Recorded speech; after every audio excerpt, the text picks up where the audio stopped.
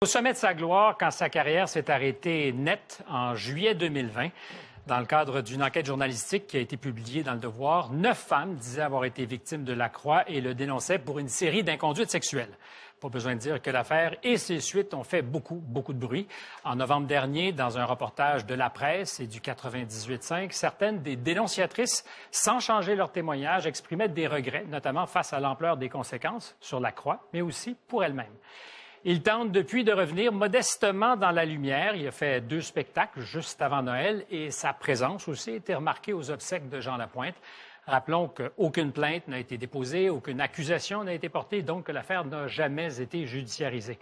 Et ça pose la question, quand le tribunal populaire condamne, qui fixe la sentence? Julien Lacroix.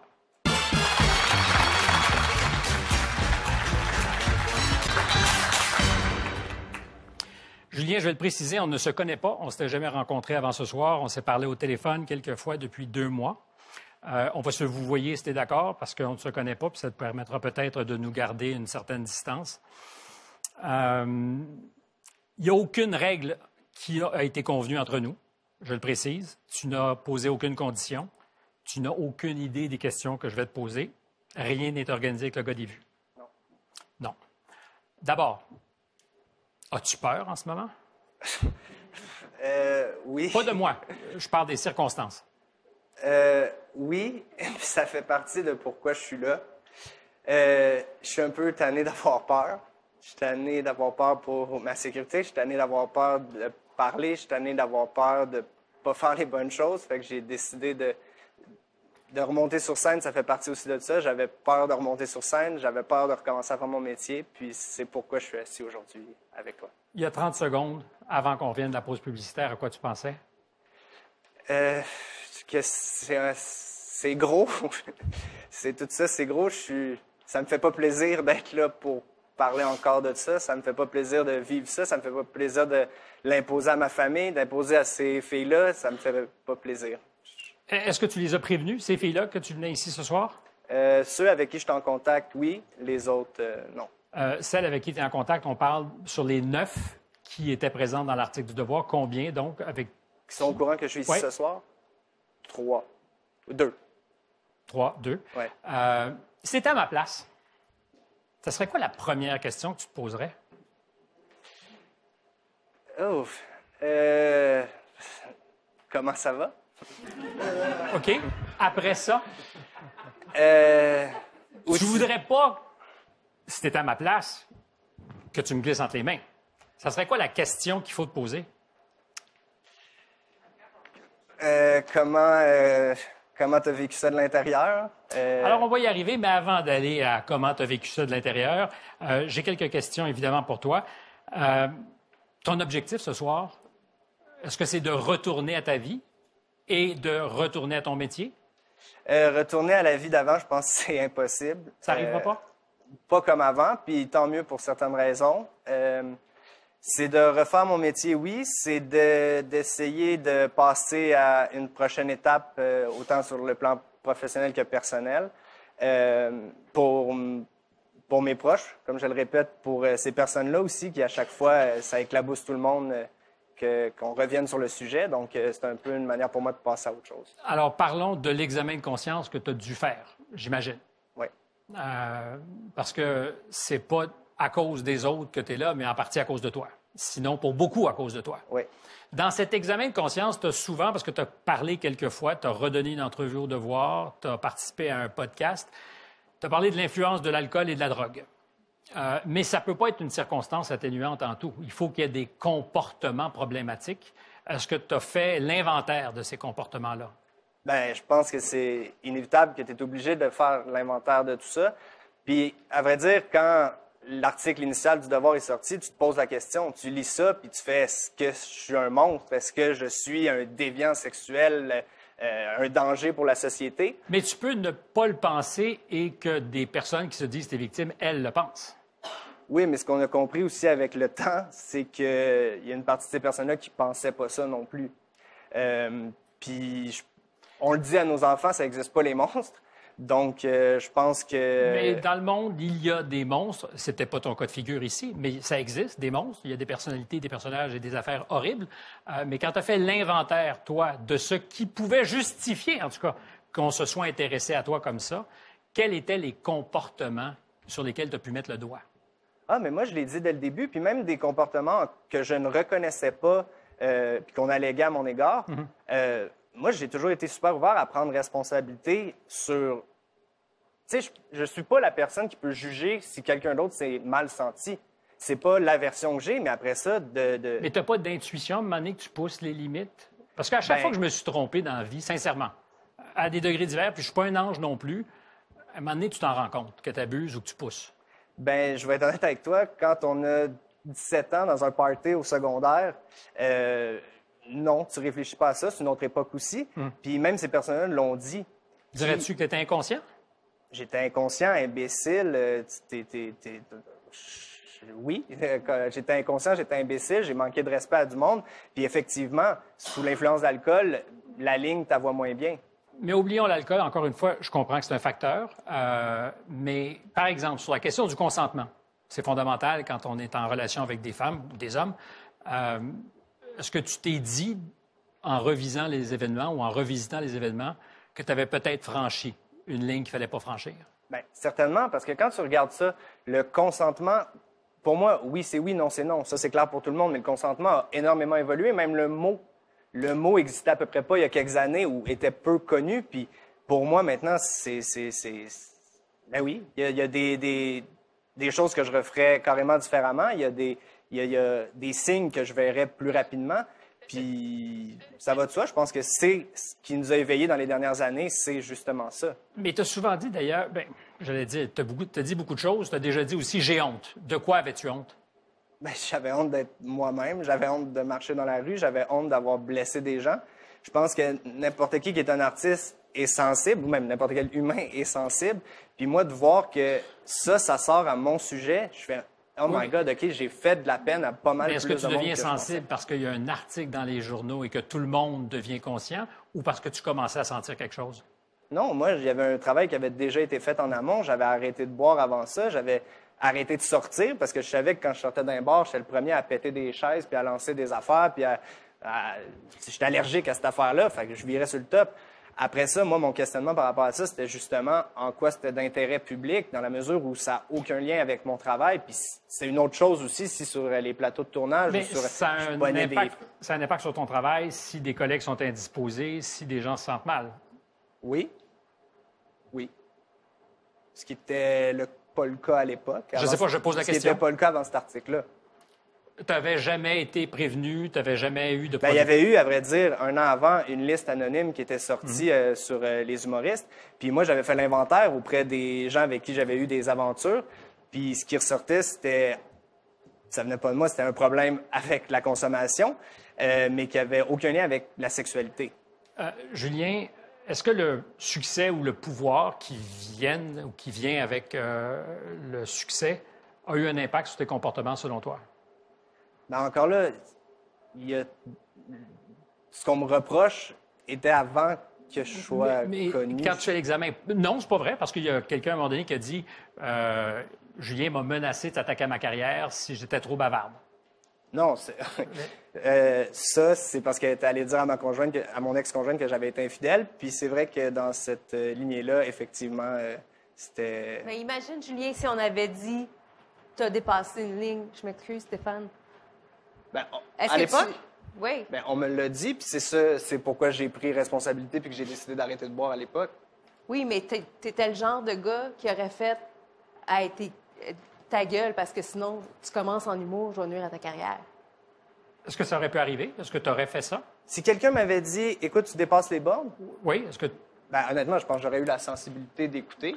Ça, dans ce cas-là précis, c'est que j'avais un historique avec cette personne-là. Elle s'était mêlée de ma vie personnelle, puis j'ai pas eu le bon réflexe, puis je m'en excuse. Je me suis excusé à cette personne-là aussi. Alors, on fait une pause? Déjà? Ouais, ça va vite, hein? On respire un coup. Ouais. On revient dans 3, peut-être 4.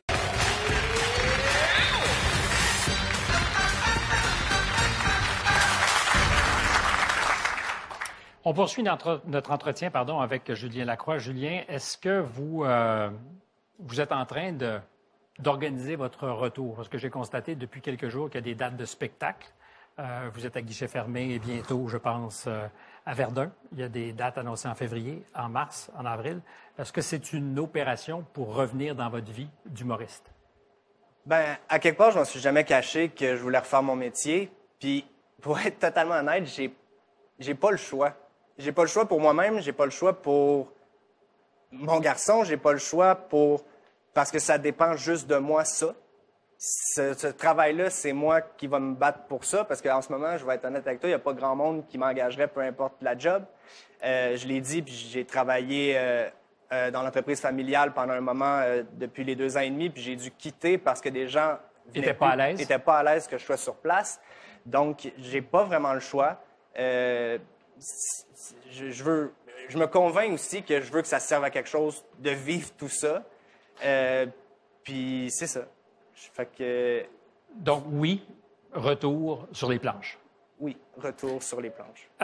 Vous avez déjà dit, ça me tente pas d'être amer ou en colère, mais en même temps, mon rêve de petit garçon est pas mal entamé. Rêve de succès, rêve de faire ce métier. Comment ne pas être amer ou en colère? Parce que vous nous avez dit aussi en pré-entrevue que vous étiez certainement un peu en pistolet parce que vous parlez de la mauvaise foi du devoir. Ben oui, je parle de la mauvaise foi du devoir puis je suis pas le seul à le dire, qui a fait un travail qui, moi, je considère qui était pour les clics, qui était... Pour les clics dans le sens de... Des clics sur les médias sociaux, qui a fait des amalgames entre des affaires. Tiens, il faudrait être imbécile pour pas être pro un mouvement MeToo. Je pense que fallait être imbécile pour pas entendre qu'il y avait un ras-le-bol. Fallait être sensible. Ça a commencé avec Weinstein, qui a violé je sais plus combien de femmes, puis qui est en prison aujourd'hui.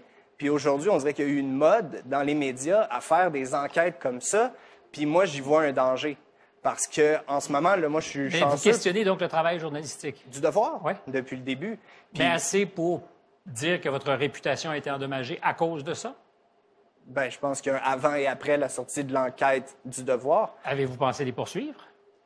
Quand tu es pris là-dedans, il n'y a pas de mode d'emploi, je l'ai dit, je l'aurais dit. Si tu nies complètement tout, tu es un menteur qui ne croit pas les victimes. Si tu prends responsabilité, ben finalement, j'ai pris responsabilité, puis là, je suis devenu un violeur en série, batteur de femmes, pédophile. Alors, c'est clair pour vous en disant, mais quand vous parlez de prendre responsabilité, c'est de vous excuser et qu'à ce moment-là, ça change les choses? Ben, s'excuser, moi, je me suis jamais caché, je me suis excusé. C'est juste que je comprends aussi que dans les excuses, il y a une partie de la société, il y a une branche de gens qui sont jamais satisfaits de mes excuses parce qu'ils veulent que je prenne responsabilité sur des choses que je n'ai pas faites. Tu sais, je l'ai dit et je le redis, je n'ai violé personne, je n'ai battu personne, je ne suis pas un pédophile. Fait qu'à partir de là, ces gens-là... Mais c'est pas exactement non plus ce que disait l'article du Devoir. Ben, il y avait des sous-entendus, elles avaient 16 et lui presque 18. C'est de la mauvaise foi. Après ça, je pourrais vous le passer au complet. Puis ils ont fait 3 pages avec ça. La presse puis le 98.5 ont essayé de faire un résumé ou un retour d'enquête. Ça m'a pris 45 minutes de lire l'article. Est-ce qu'en coulisses, vous avez participé à orienter le travail d'enquête de la presse et du 98.5? D'une manière ou d'une autre? Est-ce que... Je pense que c'est surestimer le pouvoir que j'ai. C'est une question qui se pose? Ben, en aucun cas, non. Je ne sais même pas comment on fait ça. Puis je l'aurais fait avant, si j'avais eu à faire ça. Fait que non. Non. Donc, dommage. Vous me dites jamais vous avez pensé à aller plus loin. Ben, j'y ai pensé, mais c'est quoi les recours pour moi de poursuivre le devoir? Puis c'est très niché, les affaires comme ça. Puis c'est ça. Puis là, on parle de moi, puis je comprends, puis c'est moi qui est en entrevue, mais il faut comprendre aussi que ces dénonciations-là touchent énormément de gens. C'est plein. Je suis choyé là, que le 98.5 puis la presse se soient repenchés sur ce truc-là, mais c'est des milliers de gens qui sont sur des listes anonymes. C'est des suicides, c'est des jeunes, c'est des parents qui m'écrivent. Ah, c'est dangereux ce qui se passe, puis je comprends qu'on a peur. On a peur de dire la mauvaise chose, on a peur d'être dans la mauvaise équipe, mais c'est vraiment dangereux. C'est dangereux ce qui se passe. Il y a des gens qui s'enlèvent la vie. Il y a des parents qui me demandent qu'est-ce que je fais avec mon jeune à Saint-Élie de blablabla. Qui est montré du doigt. Qui est montré du doigt, qui doit changer d'école. C'est pas une façon de fonctionner. Mais à une échelle plus petite, vous avez des petits frères. J'ai 3 petits frères. Comment vous avez parlé de ça avec eux?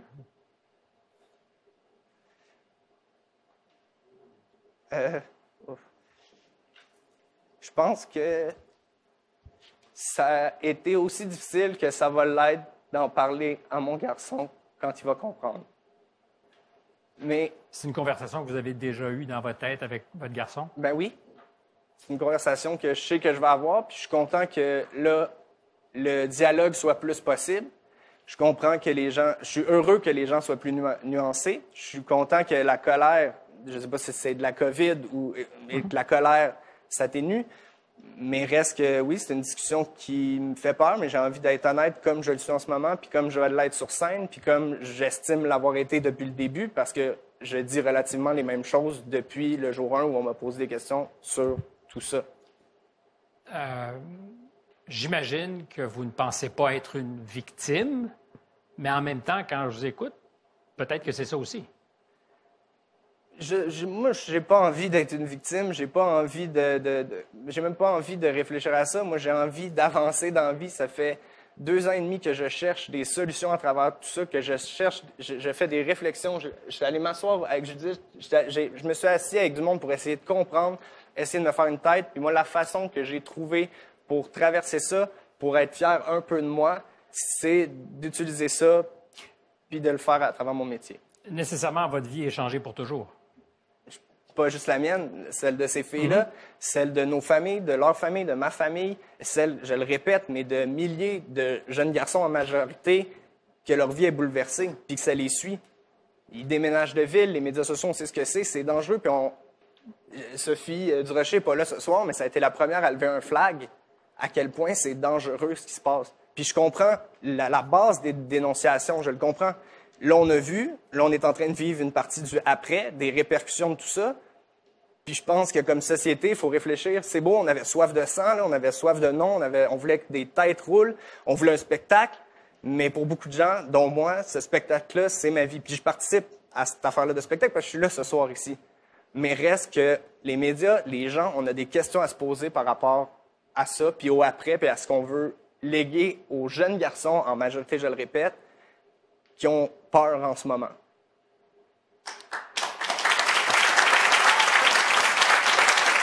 On a fini. Est-ce que vous avez encore peur là ou ça va mieux? Je vais prendre un petit 5 minutes puis je vais y réfléchir. On vous laisse un petit 5 minutes. Après la pause, est-ce qu'on doit avoir peur, une autre peur, de la